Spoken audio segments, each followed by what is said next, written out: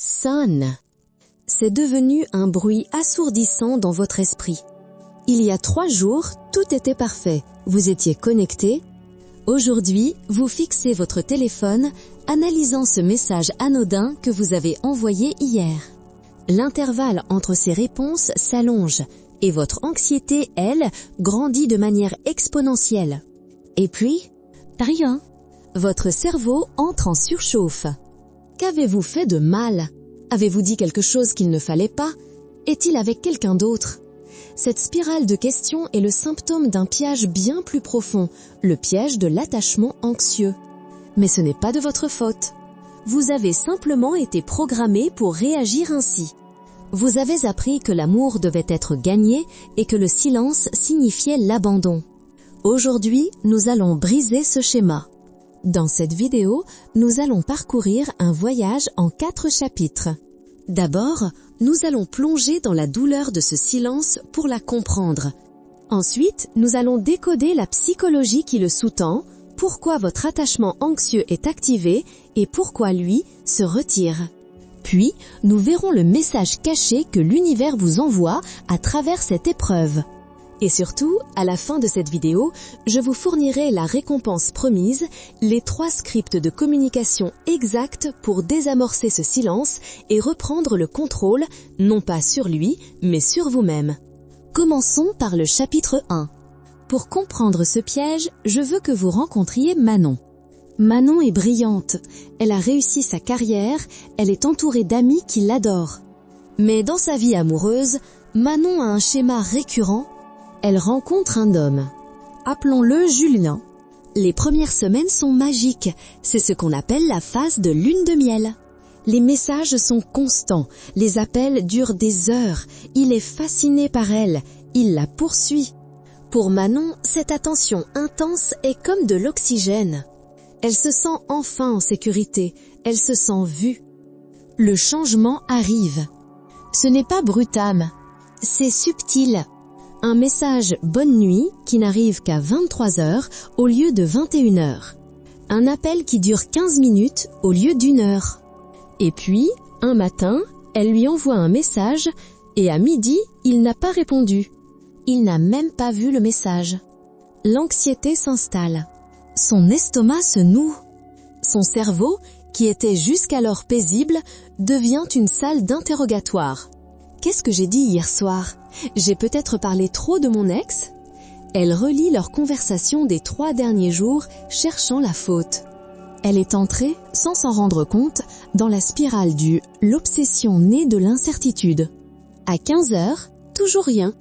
Elle vérifie son téléphone toutes les 3 minutes. Elle va sur ses réseaux sociaux pour voir s'il est en ligne. Il l'est. Et là, la panique se transforme en une douleur froide, le silence. Pour Manon, ce silence n'est pas seulement une absence de communication, c'est la preuve qu'elle redoutait. Elle n'est pas assez bien. Il a vu la vraie Manon, et il n'en veut pas. C'est la peur primaire de l'abandon qui se réveille. Elle commence à justifier l'inacceptable. Il est sûrement très occupé au travail. Je suis trop exigeante, je suis folle. Elle retourne sa douleur contre elle-même. Ce que vit Manon, c'est pas de l'amour, c'est l'activation d'une blessure d'enfance, la blessure de l'attachement anxieux. Elle est prise au piège. Plus il s'éloigne, plus elle s'accroche mentalement. Elle prépare déjà les messages qu'elle va lui envoyer ce soir. Tout va bien? Ou peut-être une photo légère? Elle essaie de trouver la stratégie parfaite pour le faire réagir. Elle a déjà perdu. Non pas la relation avec lui. Elle s'est perdue elle-même. Son énergie est passée de la pleine puissance à l'état de mendicité émotionnelle. Elle ne vit plus pour elle, elle attend. Elle est devenue l'otage de l'incertitude, alternant le chaud et le froid de ses propres émotions. Quand il répond enfin à 20h par un simple « Désolé, journée de folie », ça va, elle ressent un soulagement immense. Mais ce soulagement est une drogue. Elle n'a pas résolu le problème. Elle vient de terminer un cycle et elle attend le début de prochain. L'histoire de Manon est l'histoire de ce silence qui vous rend folle. Ce n'est pas un problème de communication, c'est un problème d'activation psychologique. La question n'est pas pourquoi il est silencieux, mais pourquoi son silence a-t-il autant de pouvoir sur vous? C'est ce que nous allons décoder dans le chapitre suivant. Bienvenue dans le chapitre 2, le décodage. Nous avons laissé Manon dans sa spirale d'anxiété, attendant un simple message. Son histoire est la vôtre, et elle s'explique par l'une des théories les plus puissantes de la psychologie humaine, la théorie de l'attachement. Développée par John Bowlby, cette théorie postule que notre façon d'aimer à l'âge adulte est un reflet direct du lien que nous avons eu avec nos parents enfants. Et le silence, c'est le champ de mine de cette théorie. Il existe principalement 3 styles. L'attachement sécurisé. Tu es silencieux, tu dois être occupé. On se parle plus tard. Fin de l'histoire. L'anxiété n'est pas activée. Mais il y a les 2 autres. D'abord, il y a le vôtre. L'attachement anxieux. Pour l'anxieux, la connexion est de l'oxygène. Le silence n'est pas une pause. C'est une menace de mort. Votre système nerveux ne fait pas la différence entre son silence et un abandon total. Votre enfant intérieur est persuadé qu'on l'a laissé seul dans le supermarché. Alors, vous activez ce qu'on appelle des comportements de protestation. Relire les messages en boucle. Vérifier s'il est en ligne. Envoyer un autre message léger pour voir s'il réagit. C'est votre système qui crie « Ne m'abandonne pas, confirme que tu existes ». Mais voici le problème. L'homme que vous attirez, celui qui poursuit si fort au début avant de disparaître, n'est probablement pas sécurisé. Il est l'opposé de votre miroir. Il est l'attachement évitant l'évitant. Pour l'évitant, la proximité n'est pas la sécurité. La proximité est une menace pour son indépendance. Tant qu'il chassait Manon l'instinct du chasseur, il était en contrôle. Mais au moment où la relation devient réelle, où Manon demande consciemment ou non plus d'intimité, son système à lui s'affole. Il a peur d'être contrôlé, d'être englouti. Son silence n'est pas une punition pour vous. C'est sa bouteille d'oxygène. C'est sa seule façon de respirer, de retrouver son soi qu'il sent menacé par la fusion, et nous avons la recette du désastre. L'anxieux vous voit le silence comme un abandon, et l'évitant lui voit la connexion comme une suffocation. C'est la danse de l'anxieux évitant. Plus vous avez besoin de réassurance, plus vous activez sa peur de la proximité. Plus vous vous approchez, plus il s'éloigne. Plus il s'éloigne, plus votre panique d'abandon s'intensifie, et plus vous paniquez, plus il se sent justifié de s'éloigner. C'est un cercle vicieux parfait. Vous n'êtes pas folle. Vous êtes simplement dans la mauvaise danse avec le mauvais partenaire, jouant une chorégraphie apprise dans votre enfance. Maintenant, brisons le visionnage passif. C'est le moment de notre masterclass interactive. Je veux que vous mettiez cette vidéo en pause dans un instant. Prenez une feuille de papier et un stylo. Bien. Maintenant, je veux que vous écriviez la réponse à cette question. Quand il est silencieux, quelles sont les 3 choses que vous vous dites à vous-même? Quelle est votre plus grande peur? Est-ce « il a trouvé quelqu'un de mieux » Est-ce « j'ai encore tout gâché » ou est-ce « je vais finir seul » Mettez en pause et écrivez-les. Vraiment? Vous avez terminé? Regardez cette feuille. Ce que vous tenez entre les mains, ce n'est pas une liste de vos défauts. C'est la voix de votre enfant intérieur blessé. C'est le script de votre attachement anxieux.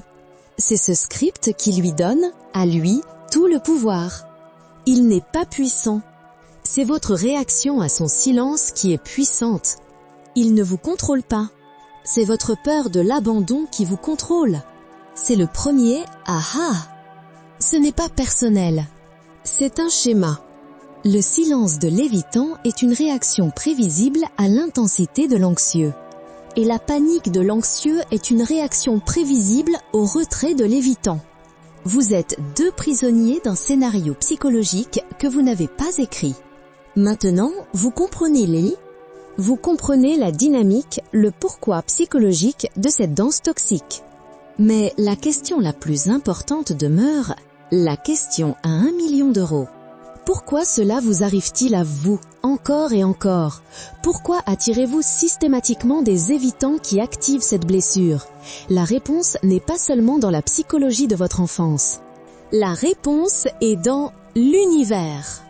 Bienvenue dans le chapitre 3. Et c'est ici que nous allons changer radicalement de perspective.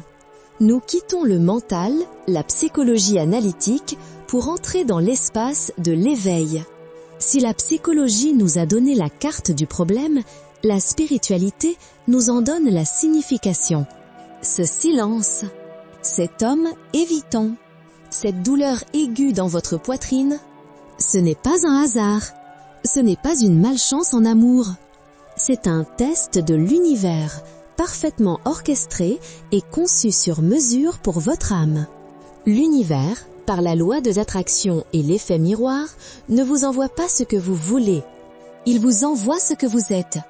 Et si, au fond de vous, réside un enfant intérieur terrifié par l'abandon, l'univers vous enverra, encore et encore, des personnes qui vous abandonneront, encore des personnes qui vous abandonneront. Ce n'est pas une punition. C'est un cadeau. C'est le miroir le plus pur. L'univers vous envoie cet homme silencieux, non pas pour que vous appreniez à le réparer ou à le comprendre lui, il vous est envoyé pour que vous appreniez enfin à vous choisir vous-même. Le test de l'univers n'est jamais à propos de l'autre personne. Le test, c'est de voir si, face à ce silence, vous allez retomber dans vos anciens schémas. Allez-vous lui envoyer ce message de protestation? Allez-vous justifier l'inacceptable? Allez-vous vous abandonner, vous, pour éviter qu'il ne vous abandonne? Ou est-ce que, pour la première fois, vous allez rester assise dans l'inconfort de ce silence et choisir de donner à votre enfant intérieur l'amour que vous attendez de lui? C'est ça, la guérison. C'est ça, le timing divin. Ce silence n'est pas un vide. C'est un espace sacré que l'univers a créé pour vous. Il vous pose une question. Jusqu'à quand vas-tu me choisir, moi, plutôt que toi? Chaque fois que vous vérifiez s'il est en ligne, vous échouez au test. Chaque fois que vous blâmez votre anxiété, vous échouez au test. Vous réussissez le test au moment où son silence ne vous définit plus. Vous réussissez le test quand vous pouvez ressentir l'anxiété monter, la regarder et dire à votre enfant intérieur « Je suis là. Je ne t'abandonne pas. Tu n'as pas besoin de lui. Moi. » La fréquence vibratoire de l'anxiété attire le chaos. La fréquence vibratoire de la pleine puissance attire l'univers vous pousse, à travers ce silence, à arrêter de vibrer à la fréquence de la peur et à commencer à vibrer à la fréquence de l'amour-propre. Il veut que vous guérissiez cette blessure pour que vous puissiez enfin attirer un partenaire sécurisé. Mais vous ne pouvez pas attirer un partenaire sécurisé tant que vous n'êtes pas votre propre sécurité. Comprendre le message, c'est 90% du chemin. Vous savez maintenant pourquoi ça arrive sur le plan psychologique et pourquoi moi sur le plan spirituel. Les 10% restants sont « Que devez-vous faire ?» Pas spirituellement. Mais concrètement, quels mots dire? Quelles actions poser quand l'anxiété frappe à 2 heures du matin? Dans le chapitre 4, je vous donne la feuille de route promise. C'est le moment de passer de la compréhension à l'action.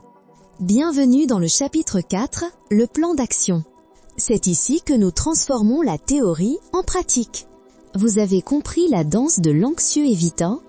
Vous avez compris le test de l'univers. Maintenant, il est temps de changer la chorégraphie. Ceci est votre masterclass interactive pour reprendre votre pleine puissance. La règle d'or quand l'anxiété frappe est celle-ci. Ne jamais agir sous le coup de l'émotion. Votre premier réflexe comportement de protestation est toujours le mauvais. Alors, que faire? L'exercice de la sécurité. Ceci est votre gestion émotionnelle immédiate. Quand vous sentez l'anxiété monter, cette douleur dans la poitrine, ne prenez pas votre téléphone. Posez vos 2 mains sur votre cœur et parlez à votre enfant intérieur. Dites-lui à voix haute « Je te vois. Je sais que tu as peur. Tu as peur d'être abandonné, mais je suis là. Je suis adulte. Je ne te laisserai pas tomber. Je gère. Respirez 5 fois profondément en gardant les mains sur votre cœur. Vous venez de faire ce que vous attendiez qu'il fasse. Vous rassurez. C'est le premier pas pour devenir sécurisé par vous-même. Ce n'est qu'après avoir calmé votre système nerveux que vous pouvez envisager de communiquer. Voici la récompense promise.